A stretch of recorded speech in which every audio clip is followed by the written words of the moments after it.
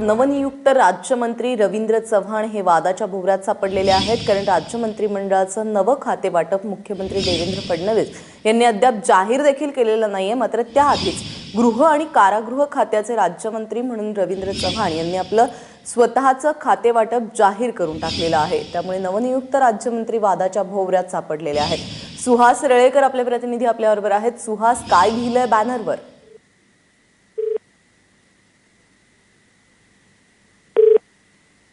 काही तांत्रिक अडचणींमुळे सुहास यांच्यापर्यंत आपला संपर्क होऊ शकत नाहीये। मात्र नवनियुक्त राज्यमंत्री रवींद्र चव्हाण हे वादाच्या भोवऱ्यात सापडलेले आहेत, कारण त्यांनी अजून मुख्यमंत्र्यांनी कोणाला कुठली खाती आहेत हे जाहीर केलेलं नाहीये। मात्र तरी देखील रवींद्र चव्हाण यांनी स्वतःचं बॅनर लावलेलं आहे, ज्यामध्ये गृह कारागृह राज्यमंत्री व पालकमंत्री वर्धापदी नियुक्ती झाल्याबद्दल अभिनंदन असं स्वतःचं बॅनर त्यांच्या मतदारसंघामध्ये झळकतंय।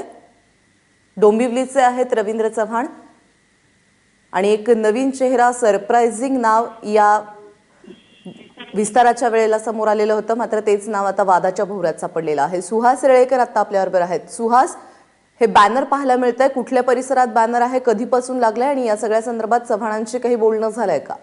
प्राजक्ता, कालच रवींद्र चव्हाण यांचा शपथविधी झाला, त्यावेळेला फक्त राज्यमंत्री म्हणून डिक्लेअर झालं होतं, परंतु उत्साही कार्यकर्त्यांनी त्यांच्या नावाचं कारागृह राज्यमंत्री म्हणून त्यांचे डोंबिवली शहरामध्ये बोर्ड लावलेले आहेत आणि त्यामुळे आज संध्याकाळच्या वेळेस हे बोर्ड लोकांच्या निदर्शनास आले। त्यामुळे अजून आमदारांशी काही बोलणं झालेलं नाहीये, परंतु हे बॅनर अति उत्साही कार्यकर्त्यांनी लावल्याचं त्यांच्या पक्षाच्या काही नेत्यांकडून बोलण्यात येत आहे।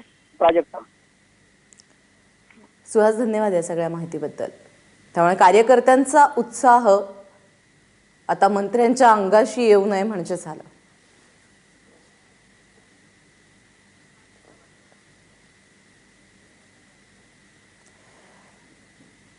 त्यामुळे राज्यमंत्रीपदाची शपथ घेतलेली आहे काल रवींद्र चव्हाण यांनी आणि त्यानंतर अजून मुख्यमंत्र्यांनी खातेवाटप जाहीर केलेला नसताना देखील रवींद्र चव्हाण यांच्यातर्फे सांगितलं जातंय की त्यांच्या कार्यकर्त्यांनी अतिउत्साहाच्या भरामध्ये हे बॅनर लावलंय।